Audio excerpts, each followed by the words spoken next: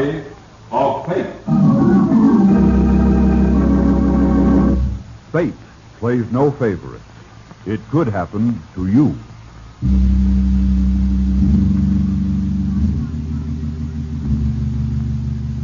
Book 84, page 327.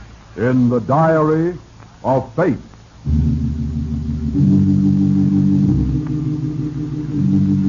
Yes, here it is. The name Peter Drake. Occupation, treasurer of Lewis Swerdling and Company. A comfortable life for a man of your temperament, wasn't it, Peter? A life that required few important decisions. An occupation that dealt primarily with numbers. You would have gone on in your work secure and contented. Had it not been for your wife, Marcia. She was blindly proud and avaricious. But you loved her, didn't you, Peter? Because of that love, you stand now in the bedroom of your home, the muzzle of a pistol pressed against your temple. And in less than a minute, you will be dead. Soon I will write the final entry under the name Peter Drake. When I have written, I shall read from his record in the Diary of Fate. I hope you'll understand.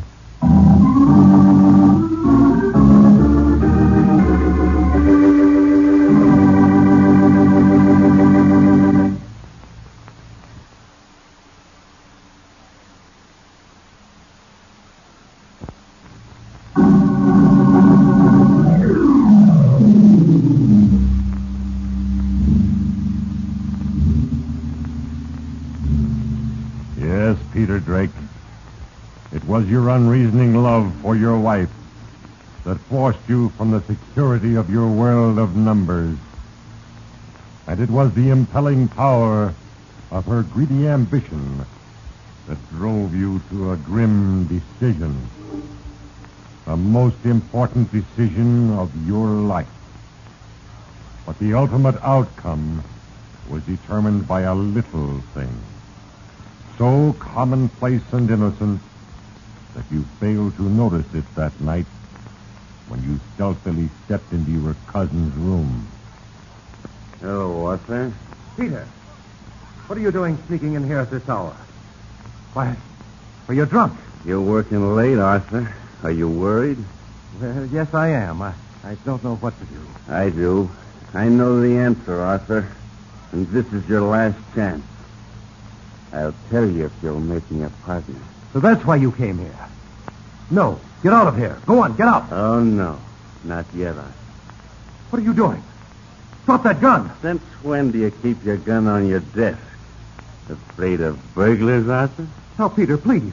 Give me back my gun. Sit down, Arthur. There, at the desk. What are you going to do, Peter? No! No!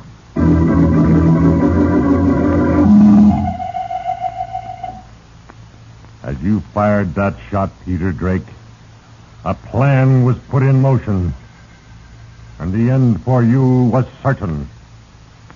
At that moment, Fate, moved unnoticed into your life. Little things.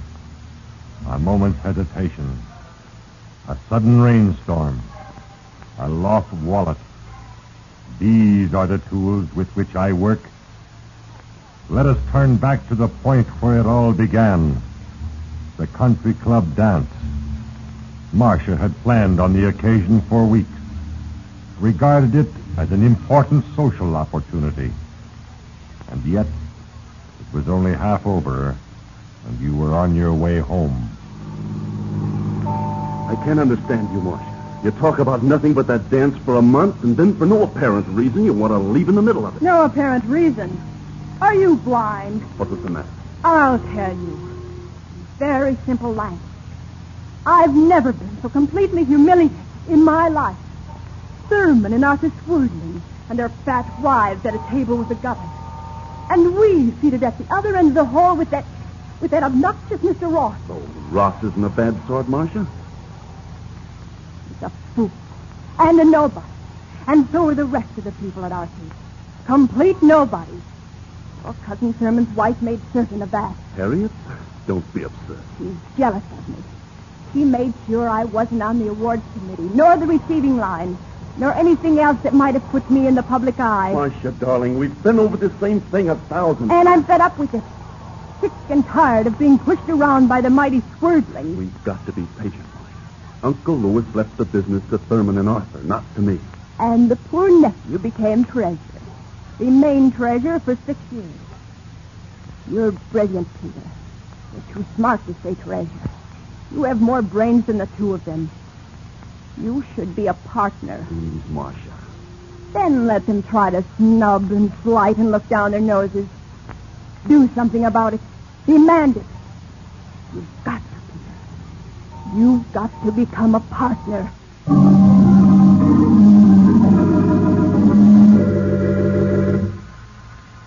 Yes, Peter. You felt the security of your sheltered world crumble before the insistent nagging of your wife, whom you loved deeply. You would do as Marcia asked. You had even begun to believe she was right when an hour after you arrived at your office the next morning, you boldly entered the office occupied by your cousins, Thurman and Arthur. You left the party early last night, Peter.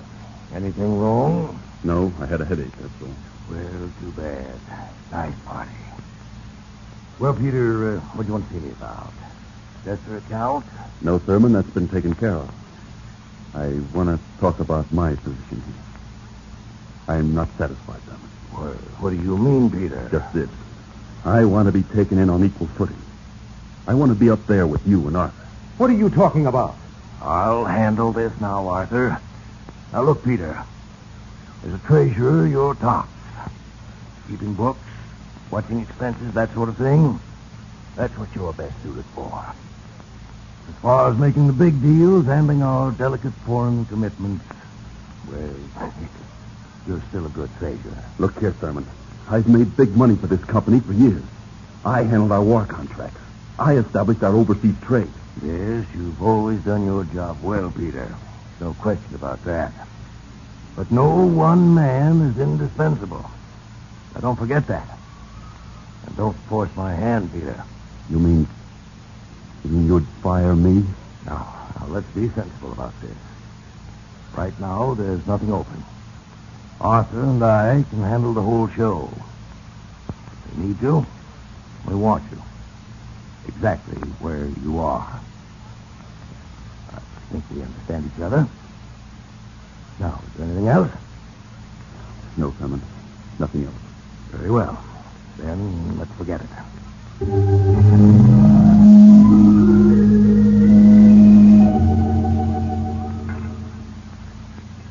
Yes, Marcia, I talked to Thurman and Arthur, and things look much better. I'm confident that soon... How soon, Peter? Oh, I don't know. It all depends. They both agree my work has done the firm a lot of good. Did they say anything specific? Well, they said they're not quite ready yet, but when things pick up... Oh, Peter, they're stalling you. And they'll keep on stalling you forever. Well, I'm tired of waiting. I'm not going to wait. What do you mean? I mean I'm through. For 6 years, I've been insulted and looked down on by the Swerdling. I can't take any more. I'm through, I tell you. Through. Marcia, you don't mean that. You can't leave me. Peter, you're hurting my arm. You can't leave me, do you hear? I won't let you. I love you, Marcia. I love you so much that I'd do anything. Anything. My arm, Peter. Please, Marcia, you've got to give me more time. You'd need a whole lifetime. Harriet and Bertha are afraid of me. They'll see that you never get in. I will. I swear I will. But I need time. I love you so, darling. Please give me time. All right, Peter. I'll give you 6 months. Frankly, I think it's a waste of time. You'll get into the firm only when the Swerdling brothers are dead and buried. By that time, I'll be too old to care. Yes, Peter. Your wife had issued an ultimatum. You were forced to a decision. All that night, her words raced through your tortured mind. And by morning, you had reached your decision and established your plan. At the office, you said no more about a partnership. You did your work patiently and quietly. Several weeks went by, and when your chance came, you seized it. You had taken the monthly report into Thurman's office. What's this? Oh, monthly report, eh? Well, thank you, Peter. Congratulations, my boy. That Desser thing was a nice piece of work. Thanks, Thurman. It did work out well, didn't it? Would you like to go over the report? No, I'm sure it's in fine shape. You just leave it on the desk. By the way, how are you feeling? Oh, I'm all right. I've been getting a little outdoor exercise lately, and... incidentally, Thurman, perhaps you would like to come with me tomorrow. Well, Duck hunting. You used to be a pretty good shot, and I have an excellent place up on the lake. well, sounds great, Peter. I'd like nothing better. But I've got a golf date with Larry Colpack tomorrow. Maybe some other time. Okay, but if you had any questions on the report, I'll be in the office all afternoon. Just a minute. Yes, Thurman? About this duck shoot. Could we be back by noon? Yes, if we leave early, say about 4:30. Fine. George, I'll do it. You pick me up at 4:30. Fine. I'll pick you up at your house. Good.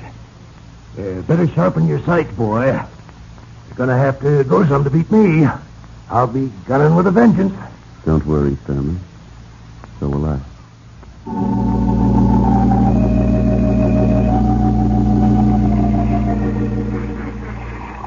What's the matter, Peter? You're shivering. I'm freezing. Aren't you cold? Oh, I like it. It's invigorating. How'd you ever find this place? Not another soul in sight. Uh-oh. Here they come. It's your shot, Peter. Oh, you missed again. It's this gun. There's something wrong. I can't seem to get the right trigger feel. Maybe it's these gloves. Blame the gun, the cold, even the ducks. But never the hunter, huh? You can't get away with that. I've got 4 already. Take your gloves off like I did. Don't have to. I still think it's the gun. Let's trade and see how we do. You're using the heavier shot, you know. All right, here. Oh, hurry up. Here they come again. Thurman, turn around. Peter, stop joking. Don't point that gun at me. I'm not joking, Thurman. I'm going to kill you with your own gun. No, Peter, you're out of your mind. You'll never get away with it. Please, Peter, listen to me. You thought I kept my gloves on because I was cold. No, Thurman. Only your prints will be on this gun. I'm going to blow your stomach wide open. No, Peter. No. It'll be an accident. No. Now pray, Thurman. Pray.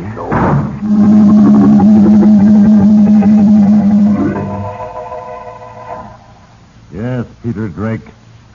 In the cold of the morning, you killed a man.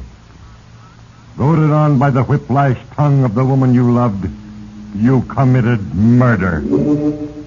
Now, Peter, the plan was finished, complete. The end for you ordained. There was no turning back. Now there are many entries to be made. Soon I will record them all in the Diary of Fate.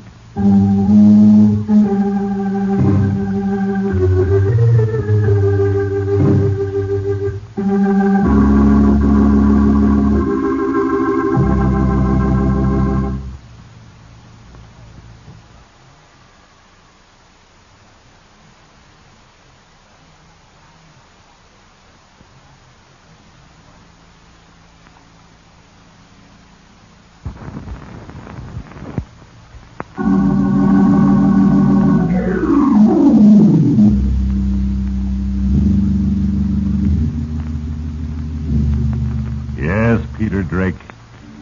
You were convincing with your story of how Thurman met his death. Only his fingerprints were on the gun. And it substantiated your story of how he held the gun by the barrel while he tapped the loose forelock with the butt when the gun accidentally discharged. You had seen to it that the marks of the oarlock were on the butt, put there after his death. And it was marked down as another hunting casualty. And you can clearly recall shortly after Thurman was buried when you entered Arthur's office, confident that now your long-scheduled promotion was a certainty. Arthur, why didn't you speak to me before you signed this thing? I could have smelled that trick a mile away. It's only been a month since Thurman's accident, and you get us into a jam like this. The point is, I didn't ask you. And I am asking you now. What shall we do? Make me a partner, Arthur, and I can give you all the answers. This isn't the time, Peter. Time? You're hedging, Arthur. You know as well as I do you need me here. I belong here. And the only reason I'm not is because your wife is jealous of Marcia. You shouldn't have said that, Peter. True or not, you shouldn't have said it. If I want your advice again, I'll call you. Good day.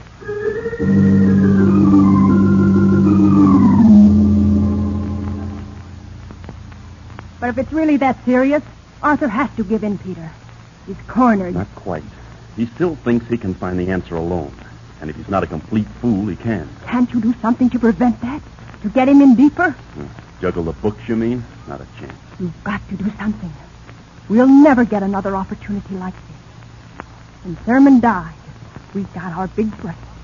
If you let this chance slip by There's without... nothing I can do about it, so forget it. There is a way to trap him. There must be. If you weren't such a coward, you'd find it. You dare call me that? What do you know about courage, Marcia? Marcia, this is going to be a shock to you. But do you suppose killing Thurman was easy?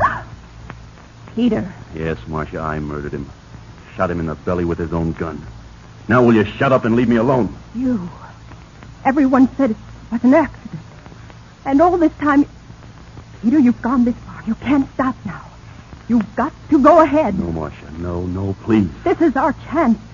Work on the book. Ruin Arthur. Trap him. Stop it. Stop nagging, pushing, and forcing. In heaven's name, leave me alone and stop goading me.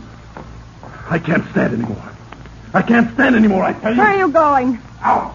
I've got to have time to think.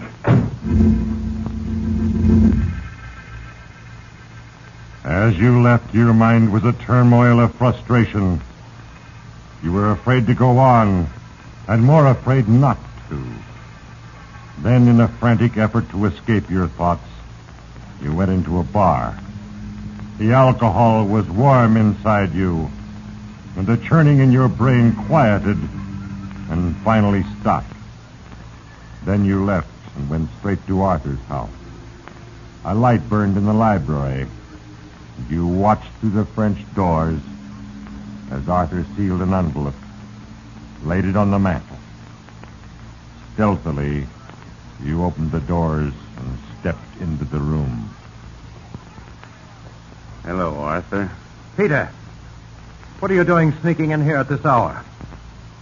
Why, you're drunk. You're working late, Arthur. Are you worried? Yes, I am. I don't know what to do. I do. I know the answer, Arthur, and this is your last chance. I'll tell you if only you'll make me a partner. So that's why you came here. No. Now get out of here. Go on, get out. Oh, no. Not yet, Arthur. What are you doing? Drop that gun. Since when do you keep your gun on the desk? Afraid of burglars, Arthur? Now, Peter, please. Put that gun down. Sit down, Arthur. There at the desk. What are you going to do, Peter? No! No! Now, Peter Drake, you had killed again. You had murdered another man. Then you moved quickly. You wiped the fingerprints, put the pistol in Arthur's right hand, pushed his chair close to the desk, and ran from the room. You hurried to your house where you found Marcia asleep. You got into bed at once, and you knew that now, at last, you would rule the Swerdling Empire. Now, Marcia would be happy. You didn't know how long you had slept before you were awakened by Marcia rushing into the room. Peter, wake up. Have you lost your mind completely?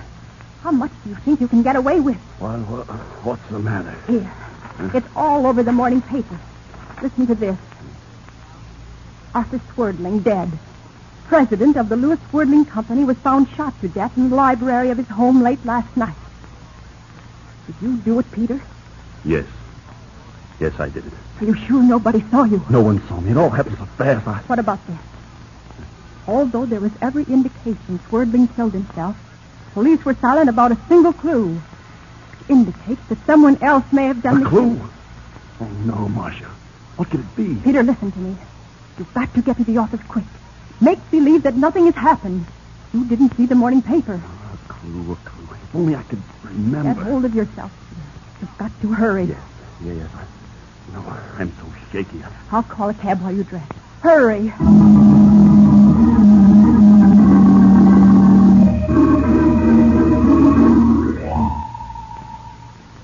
As you rode in a taxi to your office, the fatal words drummed over and over in your brain.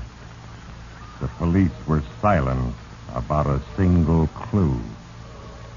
Yes, Peter, they had found something, and the cold terror of what that meant to you made your fingers tremble as you reached for your wallet to pay the cab fare.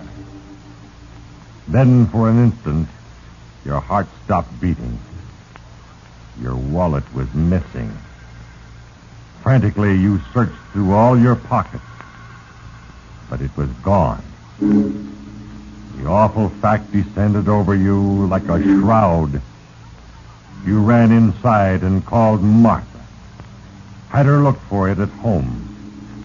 Her voice was heavy with fear as she told you it was not there. You had to find out. Had to know if your wallet was the clue. You decided to go back to Arthur's. And in a few moments later, as the wave of panic mounted inside you, you walked up to his door and pressed the bell.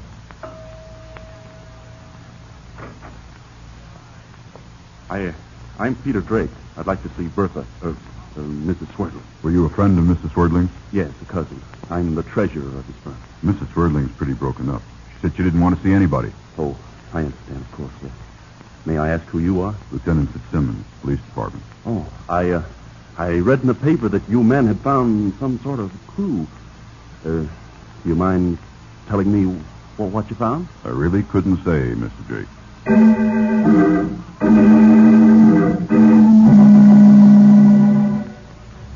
I couldn't go back to the office, Marcia. Look at me. I'm shaking all over. And the police wouldn't tell me a thing. I didn't find your wallet, Peter. I looked everywhere. Huh? Oh, what am I going to do? Think, Peter. When did you have your wallet last? At that bar. I must have paid for my drinks last night. Peter, what's the matter? That man coming up the walk. He's the waiter. The one at the bar. And look at that tall man in back of him. It's the detective. I talked to him at Arthur's. Peter. Sure, it's simple now. They must have found my wallet in Arthur's library. They traced my movements, and that waiter, he told them what time I left the bar. You can get away. Run, Peter. Out the back. Look. Stall him, will you? Stall him as long as you can. Where are you going? To the bedroom. Come on, answer the door. Mrs. Drake? Yes? I'm Lieutenant Fitzsimmons, Police Department. I'd like to talk to your husband in connection with the death of Arthur Swerdling. He's not feeling well. If you could come back... What's that? Peter! Oh, no! Oh! He's dead. Killed himself.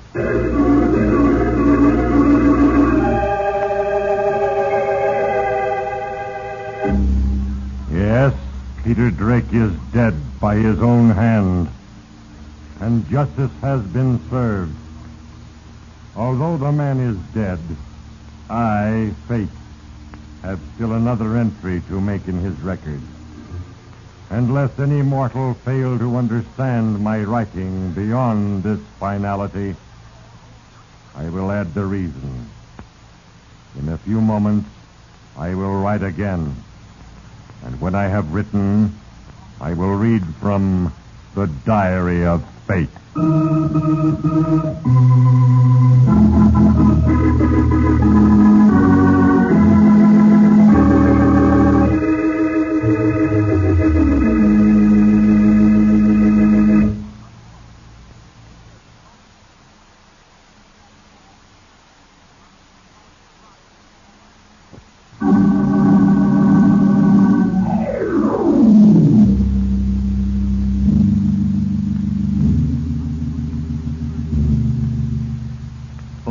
When the delicate scales of justice seek their equilibrium, do I, fate, move through the lives of mortals. Only when good has counterweighed evil do I rest. Remember that when the thought is born, the word spoken, the deed performed, the pen indicts. And having been written, the words are indelibly entered in the eternal ledger of the universe. Take heed, you who listen, that your decision be not for evil. For once the decision is made, there is no turning back. And if the decision be for evil, the end for you is certain. In the life of Peter Drake, the plan was set in motion with his decision, and the conclusion was inevitable. For him, self-destruction. Suicide? But why? Because he was cornered. Because you came after him for Arthur's murder. What? Yes. And he murdered Thurman, too. Oh, wait a minute. Arthur Swerdling was a suicide. We found the note he left. What note? Arthur Swerdling left a suicide note on the mantel of his room. He confessed juggling the company's books. That's why I'm here. Your husband was the firm's treasurer, and I thought that... But the clue. You found a clue. Oh, that was nothing. It turned out to be a false lead. No, you're lying. What about the wallet? He lost his wallet. Yeah, he did that. This man just told me about it down at the door. Yeah, lady, that's right. You see, he lost it at my bar, and I just wanted to return it. I figured it was the honest thing to do.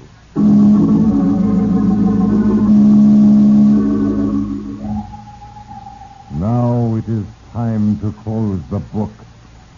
Another entry has been duly recorded on the pages of eternity, and the sensitive scales of justice are suspended in absolute balance.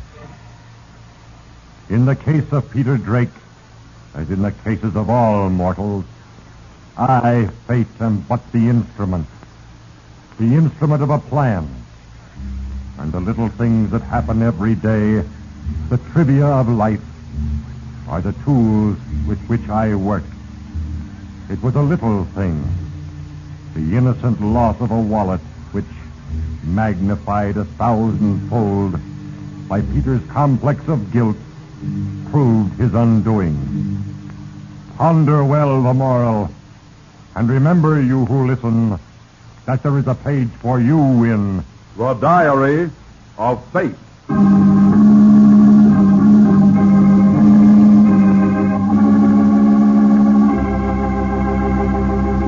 Produced by Larry Finley. Diary of Fate is a Finley transcription, brought to you from Hollywood.